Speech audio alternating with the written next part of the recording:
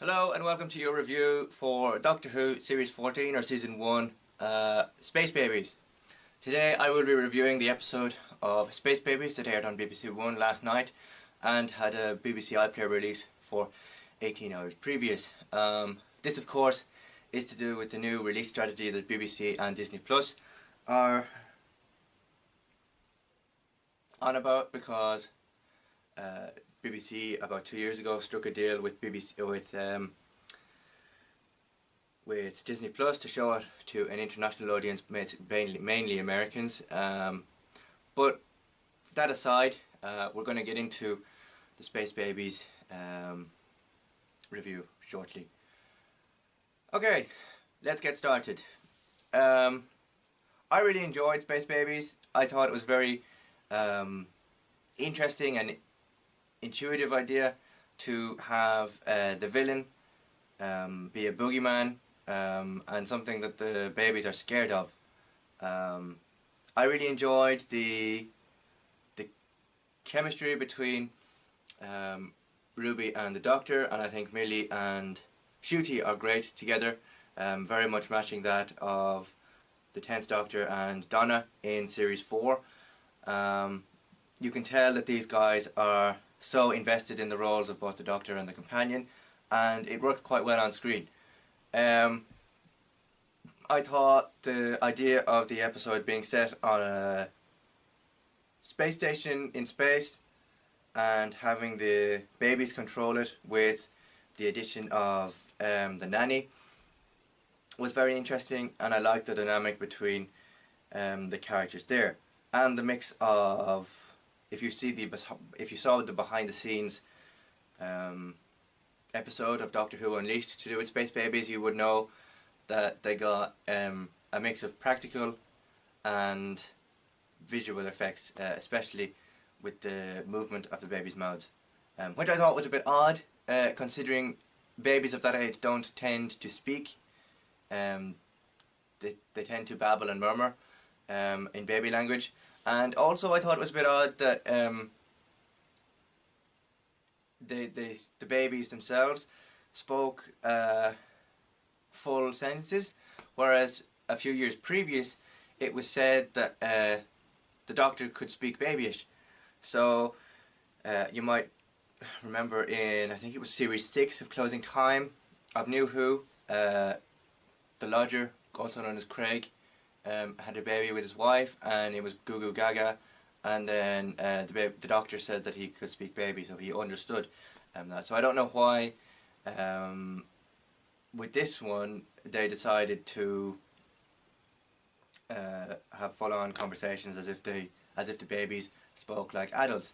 But yeah, that's just a little bit of a nitpick, I suppose. Leaning into what the Doctor can do instead of what the Doctor thinks he can do. That's just my nitpick though. But overall I thought it was a fairly solid episode. I liked the musical elements of the opener, particularly the reprise of This Is Gallifrey, when the Doctor is explaining where he came from, where his home planet is, and why he was, I suppose, abandoned or something, to do with the Timeless Child storyline that was seen in Series 12, that was brought in by Chris Chibnall, and it was quite controversial at the time. A lot of people didn't like it, but I thought, given the instances here, Russell knows how to write it without it being too overly explained, and I like the little bits of exposition, but with Chibnall, you know, I had an issue with how the exposition in his series of episodes was kind of, you'd say it once and then it'd be mentioned over and over countless times throughout the episode, whereas with Russell he uses a little bit of exposition but doesn't overuse it throughout. It's kind of an explain what it is in a small capacity and then leave it, and then kind of subtle references to it throughout. But having it in the way that Chibnall wrote it, you know, as Doctor Who fans, and I get why he did it for the for the international audience. That's because they're new and all that. But for Whovians who've been with the series for a long time, I feel they don't need to have so many things they already know about explained to them, and I think Russell is quite good at doing that. So I liked the little bits of exposition here. It wasn't too in your face, but it was enough to kind of get you to understand where he's from and what is that. So overall, I think it's a fairly solid start to the series. I'll have a review of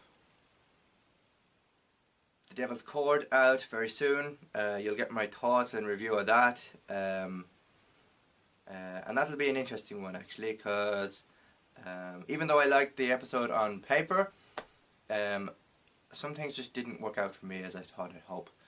But yeah, Space Babies, a fairly solid start to the new series. Looking forward to the dynamic between Ncuti and Millie as the companion and the Doctor, and a fairly solid start to the new series. So 9 out of 10 for this one. Thank you very much for watching, and I'll see you again very soon. Bye for now. Hello and welcome to your review for Doctor Who Season 1 or Season 14 of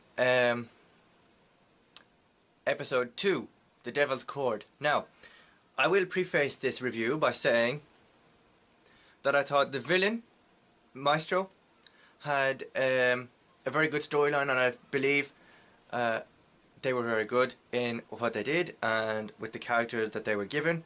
They executed it beautifully.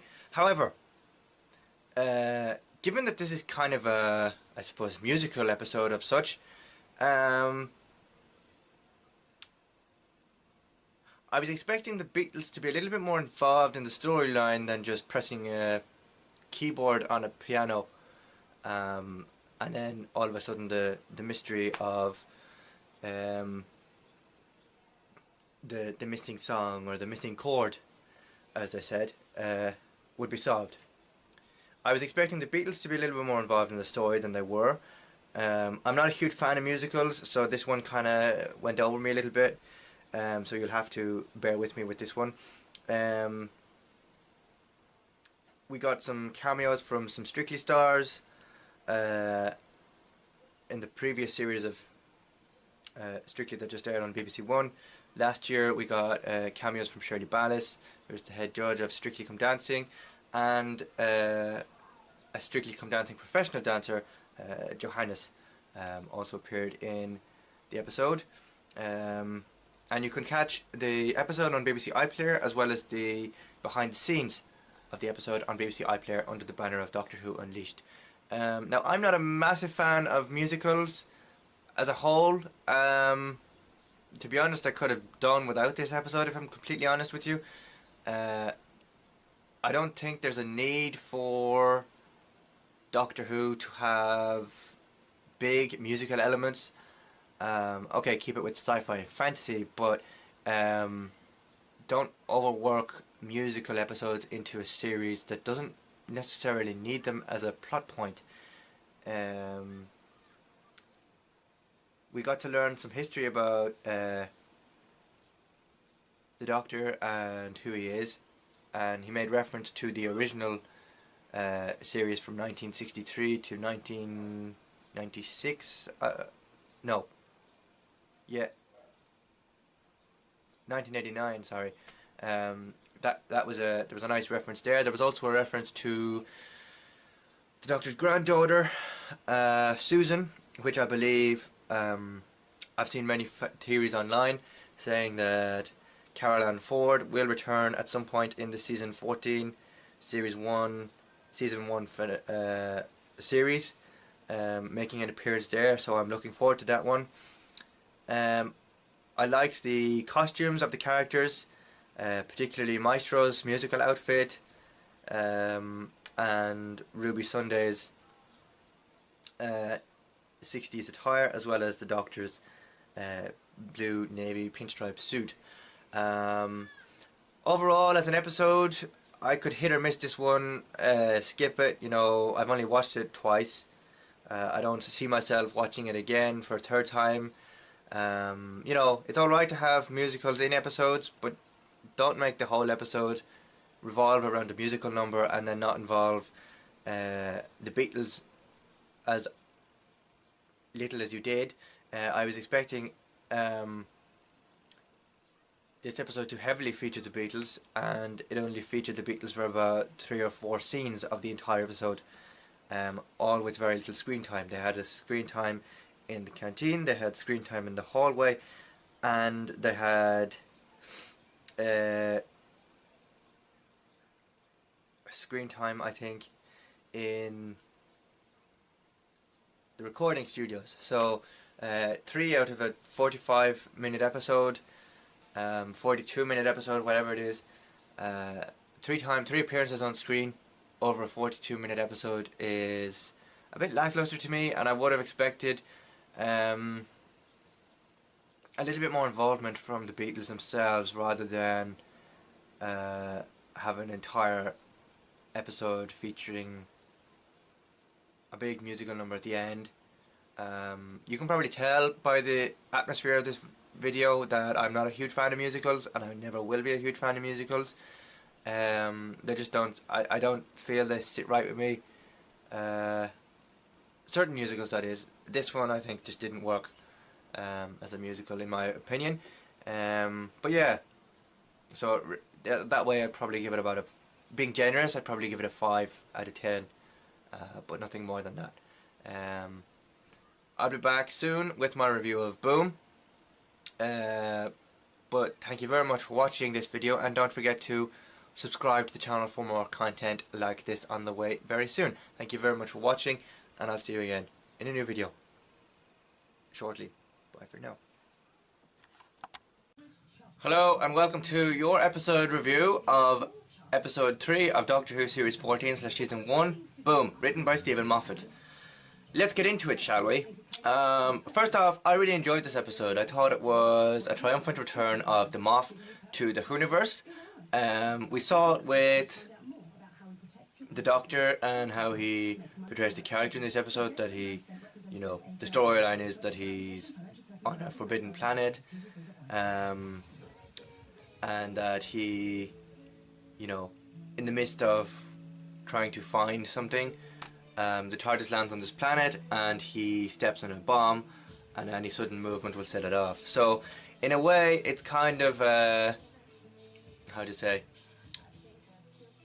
a Doctor Light episode in that sense, because, you know, he spends the entire episode stood on a bomb while trying to figure out things relating to the planet, trying to stop impending doom by blowing up everything. And I think this is kind of the start of the Doctor Light episodes for me, in that sense. We know at this point possible that Ncuti Gatwa was away filming Sex Education at the time, and hence his schedule didn't quite match up with Doctor Who, so they had to come up with a workaround in order to combat that. And this was, I think, the beginning of the Doctor Light episodes. Obviously in 73 Yards it's started to become more apparent that this is a Doctor Light episode, in the sense that it's a companion story, but I'll get into that more next week with my review. Yeah, a return to form for Moffat for this one.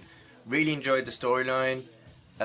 We had the new companion for season 2 introduced here, albeit playing a different character, and I'm looking forward to seeing what charismatic personalities she brings to the companions in season 2 for that role.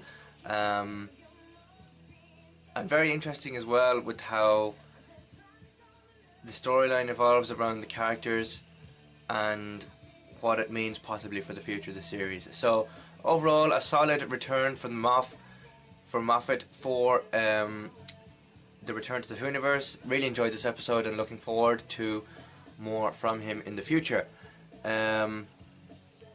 Yeah, really enjoyed this episode, and I just hope that the series can take an onward trajectory as the series goes on.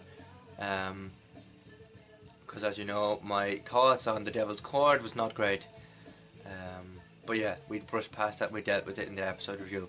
However, thank you very much for watching, and I'll see you again very soon for more. If you like this video, click below to comment on it, subscribe to the channel for more content like this, and share the video on social platforms. I'll be grateful for all your support. Thank you very much for watching, and I'll see you again very soon. Hello and welcome to your review of Doctor Who Season 1, Series 14, 73 Yards. This is a very Doctor-like episode and very much focuses on the Doctor's companion Ruby Sunday as she navigates through the Welsh countryside when the Doctor goes missing by herself. Along the way she meets with Welsh customers and people who live in the village, and we find out a little bit more about who Ruby is as a person, as well as a little bit of that mystery of who Ruby is begins to unravel a little bit, and we tend to find out a little more about who she is, who her family history, what her family history is, and we also see Susan Twist pop up in this episode. In this episode, she plays a hiker, a lone hiker who is hiking the mountains, and there's this mysterious woman that when you go up to her, she points at you. Presumably this is a reference to Ruby's mother.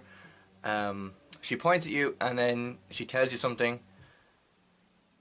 and whatever it is she tells you, this phrase isn't revealed throughout the episode, but whatever it is that the woman tells you, it seems to make people run away and run off scared. So yeah, a good return to form for Russell T Davies and the Doctor Who team. Hopefully we get to see more of these episodes throughout Season 2 and Series 15 and beyond, as I really like the Doctor Who episodes that are very Doctor-like and tend to have more of a focus on the companion side rather than the Doctor and companion duo, or in this case fam, that we've seen in previous years. I quite like the focus on the companion, because it allows, you see more than just the Doctor and companion duo. You begin to realise what role the companion starts to play in the Doctor's travels and the Doctor's life. I really enjoyed this episode, and as I said previously, we learn a lot more about who Ruby is as a person, where she came from, and then that will become relevant as we go through the series. We learn a little bit more about who she is, who her mother was specifically, and I really like this whole Who is Ruby Sunday arc that has been woven into the series by head writer Russell T Davies. So big ups from me for this episode. Hopefully we see more of them throughout the series and going into next year and the year after, as I really find that these companion heavy episodes really lean on the Doctor Who story and progress the story in ways that probably aren't seen by normal audiences, or those who are fairly new to the series. So great jumping on point, great starting point for the new series, and really thoroughly enjoyed this episode. Don't forget to like the video, comment on the video, share the video on social platforms, and do subscribe to the channel for more if you want to see more videos like this. Don't forget to click here to subscribe and view the playlists to the right of me. Thank you very much for watching, and I'll see you again very soon in a brand new video. Hello and welcome to your review of Season 1 of Doctor Who, Episode 5 or Series 14 of Doctor Who, whichever way you want to look at it. This week I'll be reviewing Dot and Bubble, the 5th episode in the Series 14 series by Russell T Davies. I know I'm a bit behind on episodes, as you can clearly see by my recent uploads in relation to this series. However, I am planning on having them all out and updated within the next few weeks, so do stick around for that. And if you want to see more of that content, do click below to subscribe to the YouTube channel for more content like this very soon. Now, let's get straight into it. This episode is very much curated to the social media generation, and by that I mean those who would constantly be on their phones Basically this generation, my generation, pretty much. And that's not a that's not necessarily a bad thing. I mean, it takes a fairly light-hearted look at social media use with this generation. It's very well written as well. There's some great characters: Ricky September, Lindy, the Doctor and Ruby, obviously. And I think there's some inkling of political commentary in there as well, which is all very nicely played out, and the episode is fairly strong in my opinion. First off, the character development. I suppose the characters in this episode, not so much the character development. We see from this stage that this is a very Doctor Light episode, so this would have been around the time Ncuti Gatwa was shooting Sex Education, so he couldn't really be in it as much as he'd wanted to be, so hence it was a very Doctor Light episode and very much focused on the character of Lindy and living in her world of the dot and bubble, I suppose. It's a very clever look at social media in the generation of how it looks nowadays, and there's a very clever play on word there. I think the use of the dot and bubble is very intuitive and very forward thinking in that sense. It is set. The episode itself is set in the town of Fine Time, where everything gets, you have happy, bubbly personalities, and nothing really goes wrong unless you're a slug monster. In this case, this monster in the form of a slug or whatever it is, I don't really know, so I'm just going to call it that, comes along and gobbles you up into basically so that you're non-existent, basically in a world that doesn't exist. I find that quite horrifying and quite an interesting take on this episode, of which I think was played out very well. Where I think the Doctor's performance in this, Ncuti Gatwa's performance in this plays out very well is at the last 5 minutes of the episode, basically where Lindy feels betrayed by the people after losing her parents, finding out that her town no longer exists, and just feeling kind of inward on herself and very isolated from everybody. The Doctor then tries to, I suppose, save them, and saying that he can save everybody by bringing them back to the TARDIS and allowing them to fly the universe or travel the universe with them. Lindy takes up this opportunity in the not lightest sense and basically doesn't want the Doctor's help. The Doctor tries to help, but then it's pretty much spat in his face, and basically they go off and they do whatever they want to try and find their parents. It's very dark, yet it's a very, I suppose, acceptable response to that. Having lost everything, you're in the process of grieving, you're trying to process everything, and as we've seen, grief can take time to process a situation.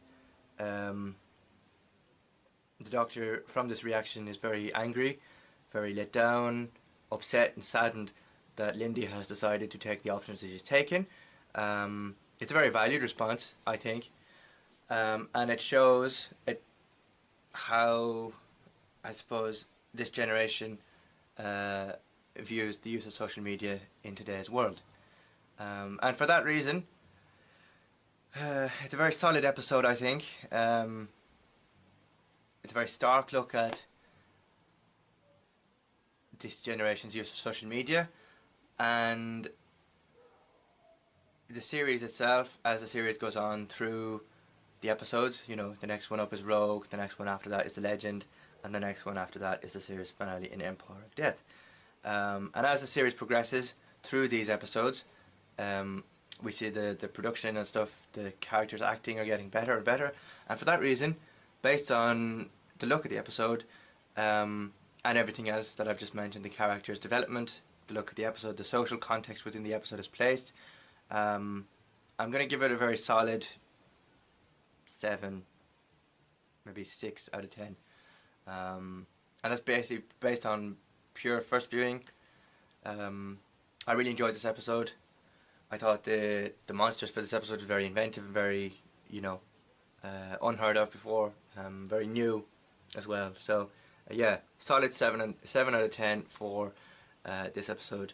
I'll be back in a few minutes, or in the next week or so, in the next few days, with my review of Rogue, and you'll see my thoughts on that very soon. But until then, thank you very much for watching, and if you want to see more from this channel in relation to Doctor Who, click that subscribe button, click here to view playlists, and click below and comment down below on what your thoughts of the episode were.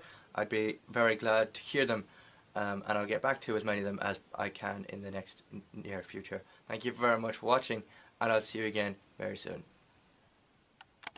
Hello and welcome to your review of Doctor Who Season 1, Series 14, Episode 6 of Rogue. This episode I found very interesting.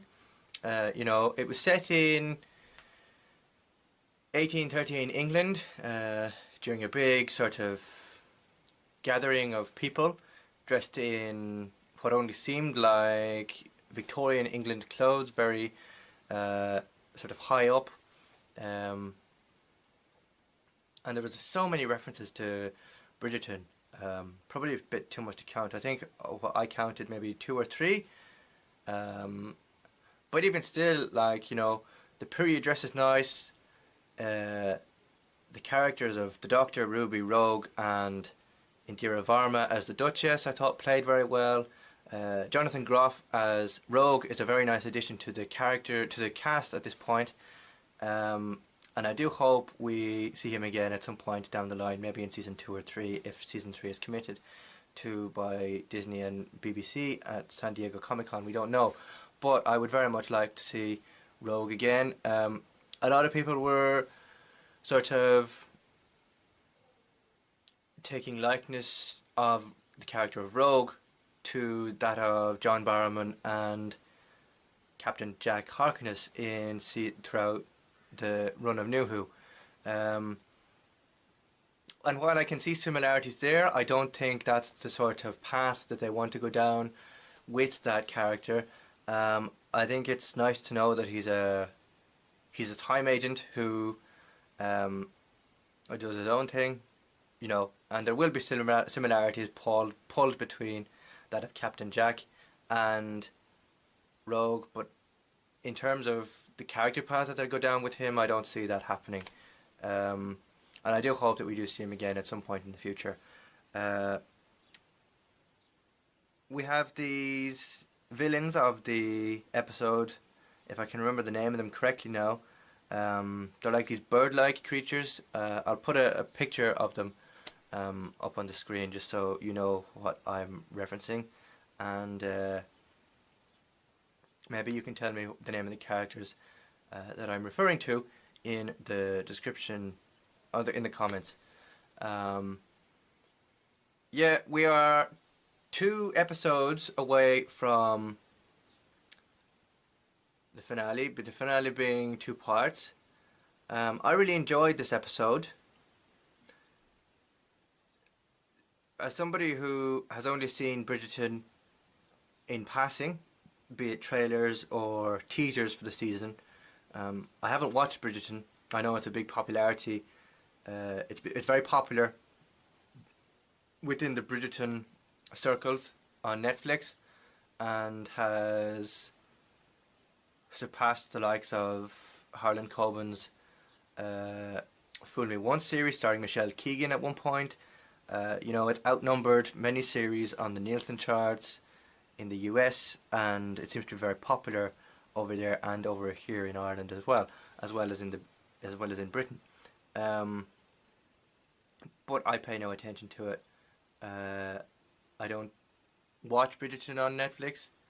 I don't plan on watching Bridgerton on Netflix, but even still, I found that there was a lot of references to Bridgerton in this episode, with the period dress, the location of the setting of the episode. There was 2 or 3 mentions of Bridgerton in this episode, and that might only be my slight criticism of this episode, that there was too many Bridgerton references.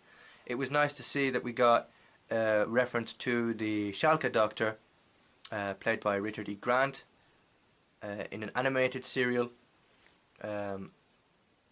Now, whether that affects canon or not, I don't know, but it's still nice to see that he was included in the way he was. I found it quite cute and sweet, and very deserving of Richard E. Grant to have a place within the Whooniverse.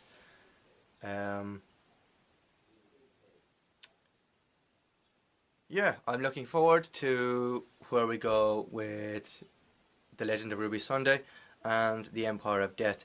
As always, I will hopefully have these reviews rolling up until the end of the series. I know I'm far behind and I'm in the middle of catching up, but I'll get there in the end. Thank you very much for watching, and if you want to see more content like this, click subscribe in the info card and down below in the description, and check out my other videos on Doctor Who by checking out the Doctor Who Season 1 playlist, where I have a list of all the reviews completed so far, as well as news and other interesting tidbits on Season 1 of Doctor Who. Thank you very much for watching, and I'll see you again very soon for another one. Hello everyone, and welcome to today's review of The Legend of Ruby Sunday, the 7th episode of Season 1 in Doctor Who. We get a lot of answers this week in relation to who Ruby is. We're a step closer to finding out who her mother is, and all that. But interestingly, UNIT have access to a time window, and with that, a lot of secrets get unfolded, begin to unfold, and the greatest evil of all gets revealed. A lot of this just plays to set up the two-parter. I quite enjoyed this one, actually. There was a lot of tense moments throughout the series, and this kind of brought everything to a head in that sense. The characters were great. It was great to see Mel back. It was also great to see Kate Ledbetter-Stewart back leading the unit team once again. It was great to see Captain Sexy back again from the 60th specials. For those that don't know, that is the unit soldier that appeared in the 360th specials and then subsequently popped up throughout this series. He's known as Colonel Sexy to those at Who Culture and those in the Doctor Who fandom. So it's great to see him again. Great to see Rose Noble and a new addition, scientific advisor, played by Lenny Rush. Morris is also a fantastic addition to the team, and I do hope we see more of him in Series 2 and beyond. A great addition to the cast and made that work really well. Also, his comedic timing was very on point as well, specifically around certain elements of the episode as well. I thought was on point and very nicely done, sort of easing the tension a little bit in the episode. Really enjoyed this episode. As I said, this episode kind of sets up the second part of the two-part finale, and it does a quite good job of it as well. Now, I did say the time window reveals secrets at the very top of this review. It reveals secrets about Ruby's past, and UNIT begin to investigate who Ruby is through the use of Christmas Eve 2004, and they want to get into a deeper sort of deep dive into who she is and how she came to be.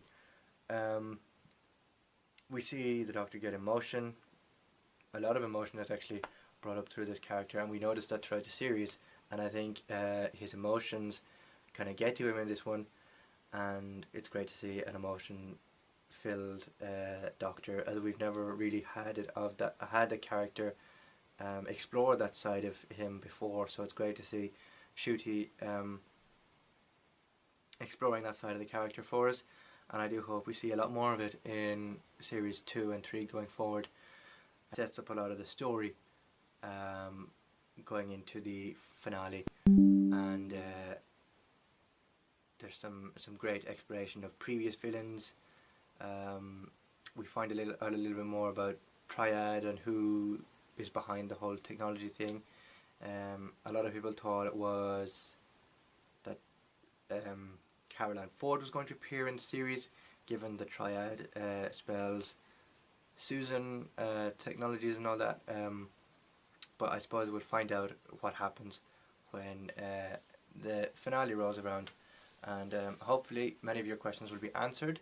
If not, some of them might be left on a cliffhanger. We might have to wait until Series 2 gets released by the BBC and Disney. It's all very exciting, and I can't wait for the finale of the episode, or the finale of the series. I thought it was very well put together, even though it's only an 8-episode series. We still have some answers, I think. It was very well produced.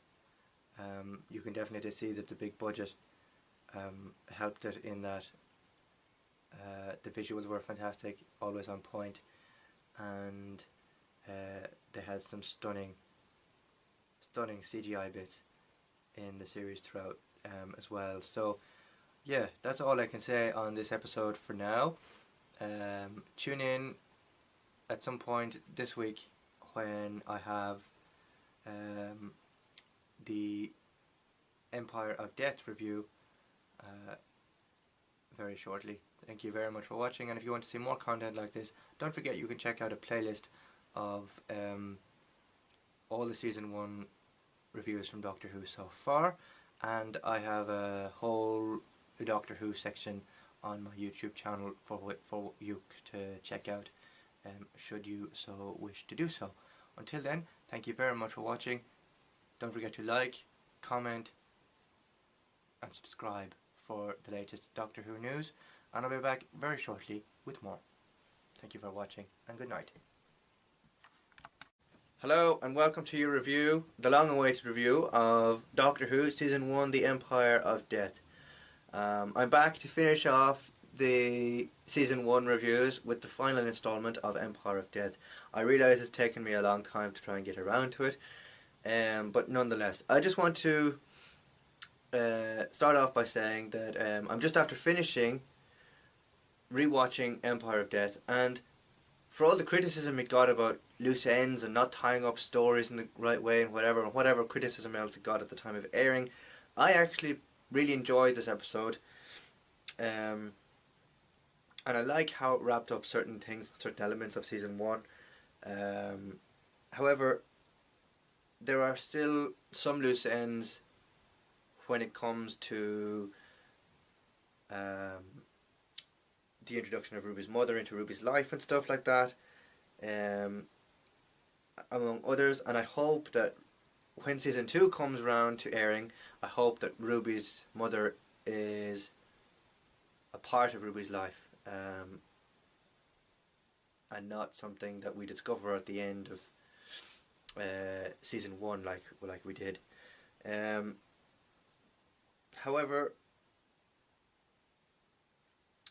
moving forward, I would like to get more answers as to who Ruby's mother is, and of course we'll obviously get answers by Russell T Davies who Mrs. Flood is and what role she plays in the series, and so I'm looking forward to those.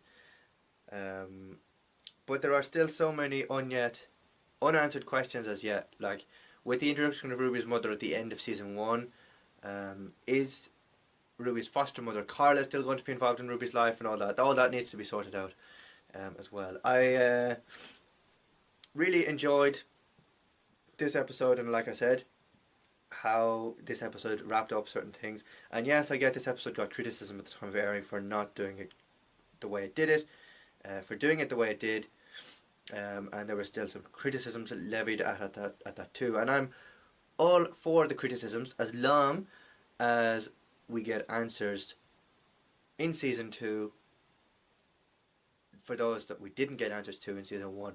So I'm hoping that there is some sort of overarching story that brings those answers to us in Season 2. Whether that's beginning of Season 2, the middle of Season 2, or the end of Season 2, I don't really care as long as we have answers. But enough about that. It was great to see Sutekh back as well. Not seeing since the Pyramids of Mars, I think in the 80s, so that was great, and it was also interesting how they used footage, or at this point archive footage of the original Periods of Mars episode and interlink that with this episode, The Empire of Death. And if you didn't catch it, there is a special Tales of the TARDIS episode linking Pyramids of Mars with Empire of Death to tie up any loose ends. So I suppose Russell did this as a way of introducing an old enemy of the Doctor's to new audiences, and it worked quite well. That episode is available on BBC iPlayer and is also available as part of the Season 1 DVD box set, as well as the Blu-ray release, which can be found, one second, which can be found as part of this box set, Season 1, starring Ncuti Gatwa and Millie Gibson as the Doctor and Ruby Sunday respectively. It's on one of the discs here. I'll just open it and show you. So you've got, in this box set, you have a list of episodes, other Doctor Who products as evidenced by this booklet, and then the second booklet behind it is a list of episodes and special features on each disc.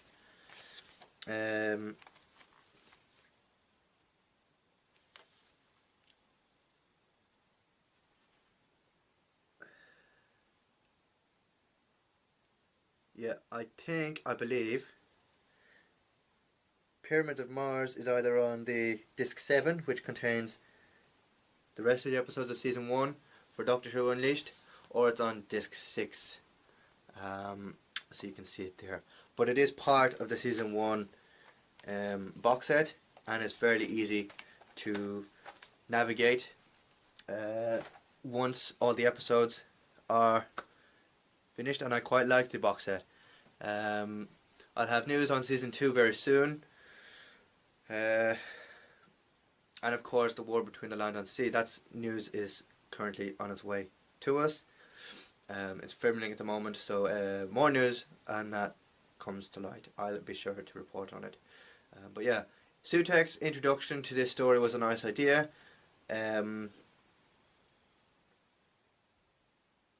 It was interesting to see how the character evolved between being a humanoid figure with a mask in the 80s to being a dog wrapped around the TARDIS with a sort of devilish demon look on his face. Both a mixture of practical and special effects was created there to bring Sutekh to life, and we also had the original voice actor Gabriel Wolf return to voice Sutekh, which I think was a nice touch. I think Gabriel Wolf is about in his 80s or 90s now, it's probably late 80s, early 90s. But yeah, that was a nice touch as well, and I hope we see more of Sutekh going forward, as I think it's a really nice introduction as well. One thing I will say though is that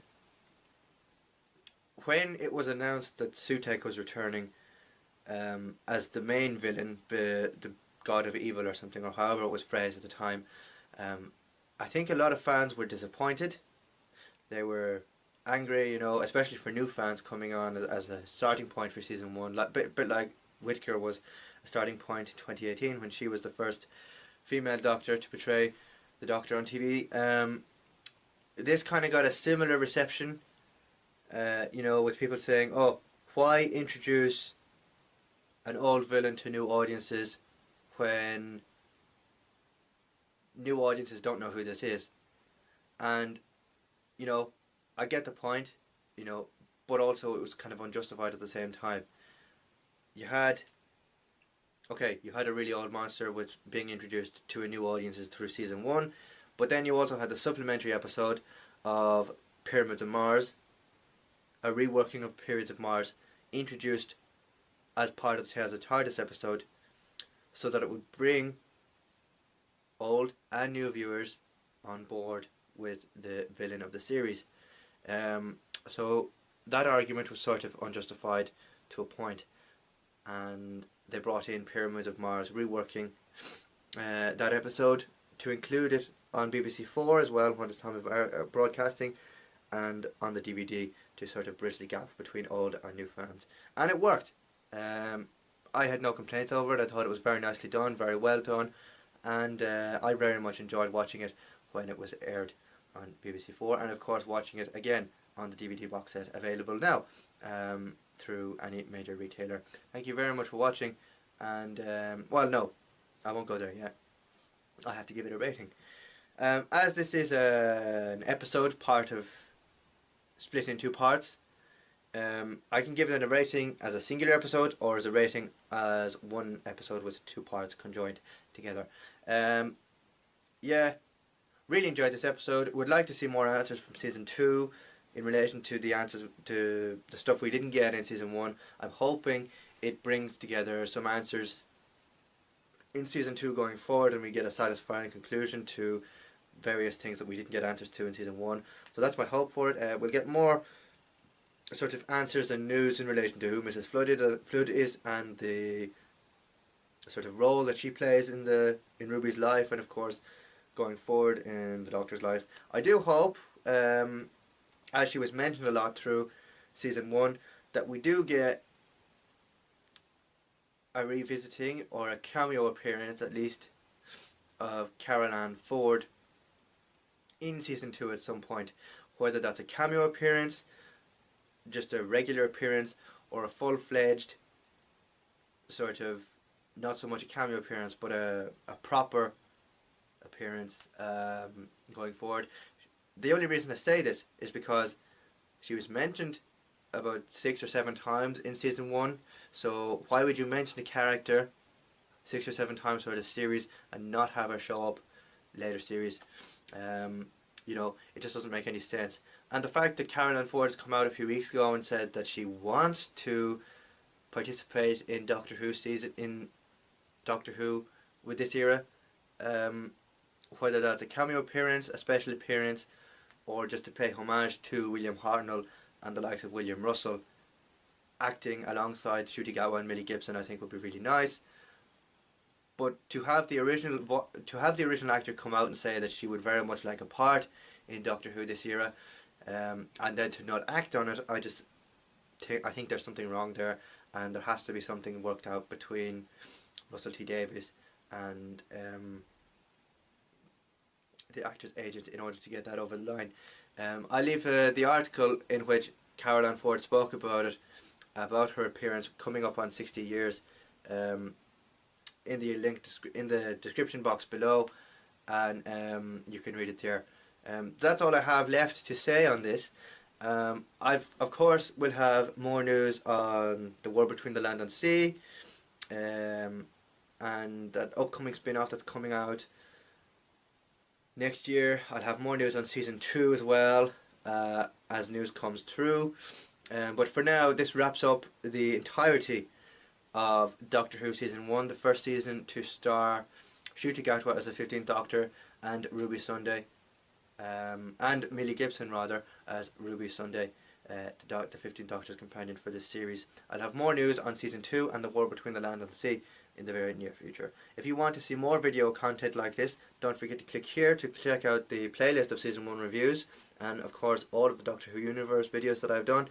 And of course, if you want to see more content like this, news, reviews, TV, audio, motorsport, that kind of thing, click here to subscribe to the channel for more videos. Thank you very much for watching, and I'll see you again very soon. Bye for now.